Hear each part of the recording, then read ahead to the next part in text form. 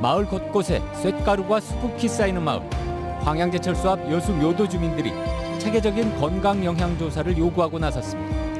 암과 희귀병을 앓다 숨졌다는 주민들의 사연도 들어봤습니다. 나가 이 양반이 아프냐 그래. 병원에 간 게로 제가 암이라대. 광양, 거제에서 잇따라 확진을 받은 일가족이 순천에서 모임을 가졌던 것으로 확인돼 비상이 걸렸습니다. 영암에서도 확진자가 이어지는 등 전남 일대가 또다시 코로나19 긴장 국면을 맞고 있습니다. 광양시가 2차 전 시민 재난지원금 카드를 놓고 고심하고 있습니다. 아직은 관망 중이지만 지난해 거둔 효과를 바탕으로 시 당국도 시민들도 긍정적인 시각이 우세합니다. 매출이 한 12% 정도 상승할 수 있는 그런 결과가 나왔습니다. 해외여행 공백 상태가 이어지면서 여권 발급 건수가 뚝 떨어졌습니다. 지난해 도내에서 발급된 여권 수가 전년도의 20%를 밑돌았습니다. 여러분 안녕하십니까? 지역을 살펴보는 15분 여수 MBC 뉴스데스크입니다. 제철소로부터 날아드는 쇳가루에 수십 년째 고통받고 있다는 여수의 한 마을 소식 어제 전해드렸습니다. 주민들은 이 쇳가루가 건강에도 영향을 미친다고 주장하면서 체계적인 건강 영양조사 등을 요구하고 있는데요. 하지만 이 같은 요구에 대해 당국도 기업체도 묵묵부답인 상황입니다. 조희원 기자가 오늘 첫 뉴스로 보도합니다. 집안 곳곳에 쇳가루가 쌓이고 시도 때도 없는 악취에 시달리는 여수시 묘도동. 주민들은 바다 건너 제철소로부터 날아오는 쇳가루와 각종 유해 물질이 건강에도 심각한 악영향을 미치는 것으로 보고 있습니다. 주민들은 광양제철소가 세워진 이후 200만 분인 이 작은 마을에서 26명이 암이나 희귀 질환으로 숨졌다고 주장합니다. 주민들의 기억에 의존한 자체 집계이긴 하지만 전국 평균 암 유병률인 3.9%와 비교하면 약 3배나 차이가 납니다. 우리 어렸을 때만 해도 제철이 생기기 전까지만 해도 자연사가 많았습니다. 나이 드신 분들은. 근데 지금 현재는 거의 한 80~90%가 암으로 돌아가시는 상황입니다. 실제로 마을 토박이었던 김소신 씨의 남편도 암으로 세상을 떴고 화장실 갔다 오면서 아이고 굵고 그냥 거서더라 그래. 왜 그래 안깨로. 나가 이 양반이 아프냐 그래. 병원에 간 게로 제가 암이라대. 정종식 씨 역시 이 마을에 이사 온 지 12년 만에 희귀암으로 아내를 잃었습니다. 갑자기 이가 아프다 해가지고 치과에 갔더니 큰 병원에 가버려서 가가지고 골육종 진단을 받았어요. 김흥주 씨도 지난해 2월 원인을 알 수 없는 피부 질환으로 아버지를 떠나보냈습니다. 이 피부 쪽 있잖아요. 이 안쪽 피부 쪽에 양이 사방 천지로 염증이 퍼져서 이제 고생하시다가 이제 사실 돌아가셨죠. 마을 주민들은 비염 같은 만성적인 호흡계통 질환은 대부분 겪고 있다고 주장합니다. 국립환경과학원이 지난 2013년 실시한 조사에서는 여수와 광양산단 영향권에 속하는 지역 주민들의 혈중 납과 수은, 카드뮴 등의 수치가 높게 나타났고 기관지염이나 피부질환도 유의하게 높은 경향을 보였습니다. 최근에도 과학원은 제철 산업단지 인근 지역에서 호흡기 질환과 피부염 등이 상대적으로 많이 발생한다고 밝혔습니다. 전문가들은 마을 주민들만을 상대로 세밀한 전수조사를 할 필요가 있다고 보고 있습니다. 문제가 있다면 당연히 해봐야 되겠죠. 문제가 있다면 인원이 많이 작기 때문에 200명 정도는 전수조사를 해도 무리하지는 않을 것이다.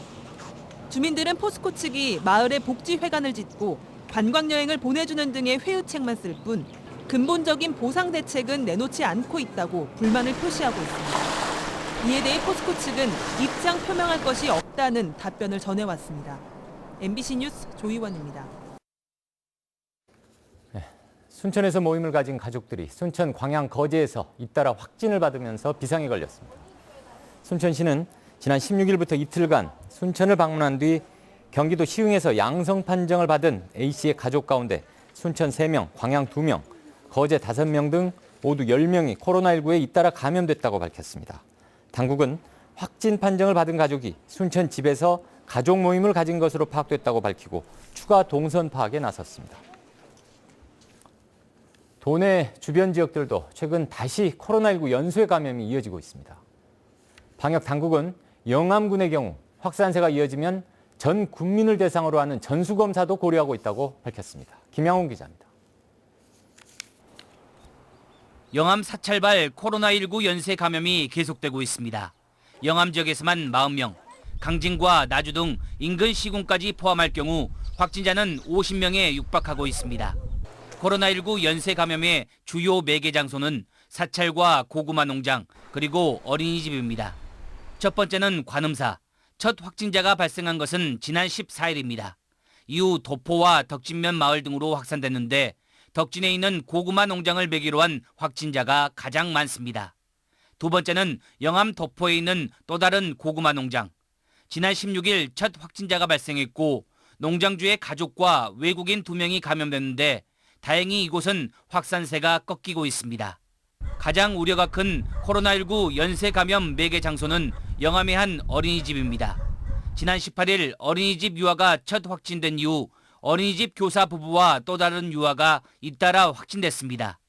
이후 어린이집 교사 남편과 접촉했던 학산면 마을 주민과 식당, 건설 현장 종사자 등이 코로나19에 감염되는데 확산이 계속되고 있는 상황입니다.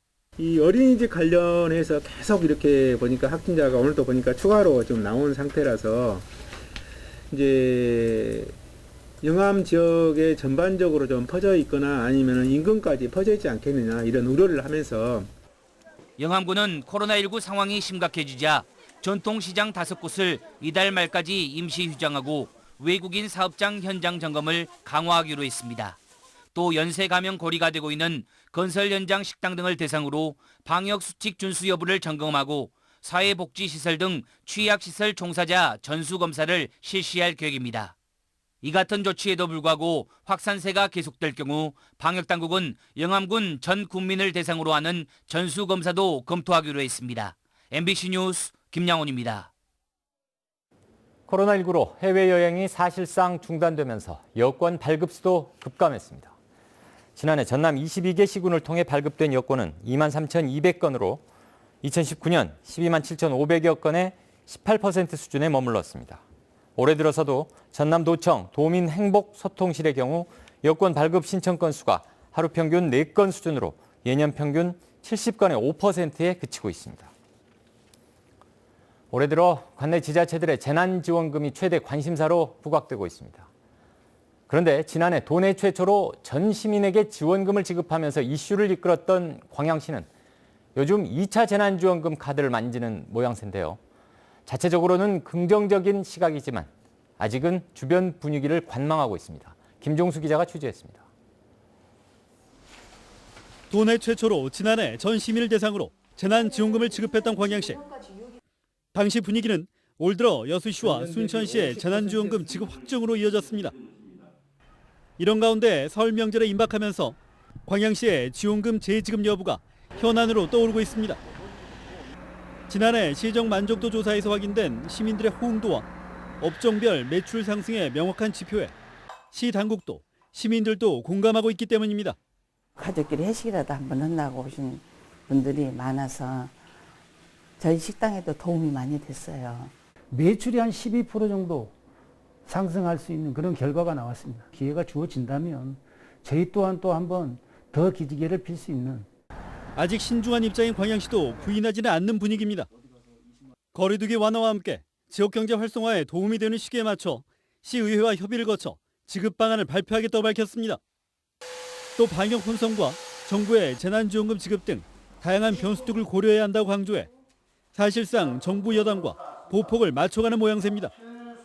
지난해 신속한 판단과 집행으로 호응을 얻었던 광양시가 올해 2차 재난지원금 지급으로 정책적 선명성을 더욱 강화할지 시민들의 관심이 모아지고 있습니다. MBC 뉴스 김종수입니다.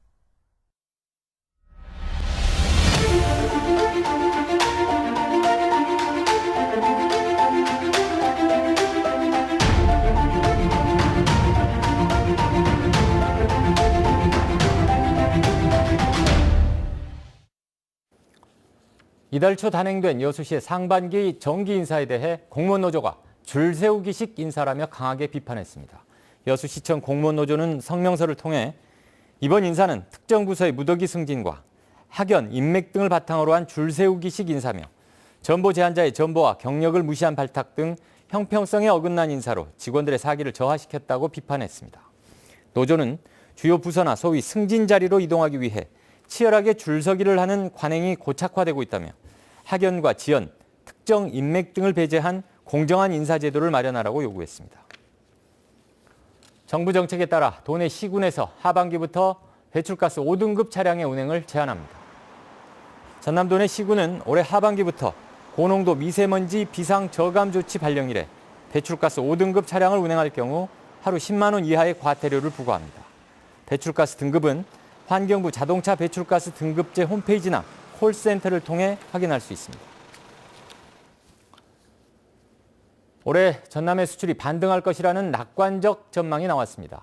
무역협회 광주 전남 지역본부는 전남의 수출은 코로나19로 인해 지난해 상반기 21%가 감소했지만 하반기에는 감소폭이 10% 초반대로 줄었고 12월에는 4.7% 증가하며 반등했다고 밝혔습니다. 무역협회는 국제 유가 상승세와 세계 경기 회복에 따라 전남의 주력 수출 품목인 석유 제품 수요가 회복될 것으로 내다봤습니다. 계속해서 희망 2021 나눔 캠페인에 성금을 보내주신 분들입니다.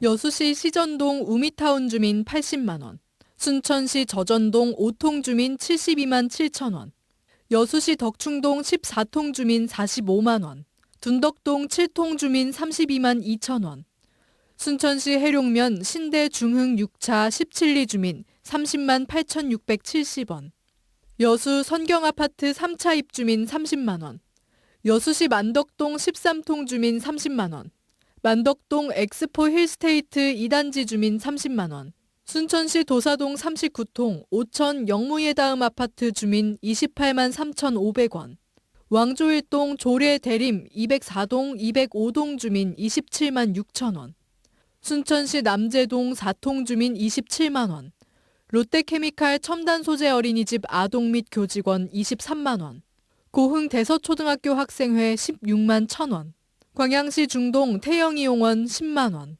여수시 동문동 새마을 지도자협의회 서왕열 5만 원. 성금을 보내주신 분들께 감사드립니다. 희망 2021 나눔 캠페인은 1월 말까지 접수합니다. 전라남도가 여수와 강진, 완도, 신안, 진도 등에서 올해 섬 관광 개발 사업을 실시합니다. 전라남도는 올해 108억 원의 예산을 강진 가우도, 완도, 소완도 등에 투입해 역사, 생태, 자원을 활용한 전망대와 광장, 산책로 등 관광 인프라를 구축할 계획입니다.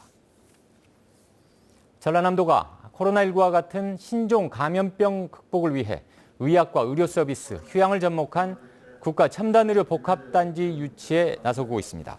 전라남도는 오늘 서울 여의도 글래드 호텔에서 온라인 실시간 언택트 토론회를 열고 전남 첨단의료 복합단지를 중심으로 한 국가 첨단의료 복합단지 확대를 주제로 각계 전문가들의 의견 수렴과 전남 유치 방안에 대해 논의했습니다. 전라남도는 국가 첨단의료 복합단지 유치를 위해 국회, 보건복지부 등과 긴밀히 협의하고 본격적인 유치에 나설 계획이며 지난해 말 보건복지부에 첨단의료복합단지 지정을 정식 신청했습니다. 광양시의회가 임시회를 열고 올해 첫 의정 활동을 시작했습니다. 광양시의회는 오늘부터 8일간 올해 시정 주요 업무 계획을 보고받고 시책 일몰제와 환경정책 운영 등에 관한 조례안 등 안건 10건을 심사할 계획입니다. 의회는 또 시민들의 안전과 경제 회복을 위해 최선을 다하겠다며 지방자치 실현을 위한 관심을 당부했습니다. 광양시가 체불임금 지급을 위한 사업장 점검에 들어갑니다. 광양시는 오는 29일까지 지역 내 관급공사 현장 160여 곳에서 노동자 임금과 장비 대금 등 비용 체불 여부를 점검하고 우려가 있는 현장의 경우 명절 전 지급을 마칠 수 있도록 하는 등 사업비의 빠른 집행을 유도할 방침입니다.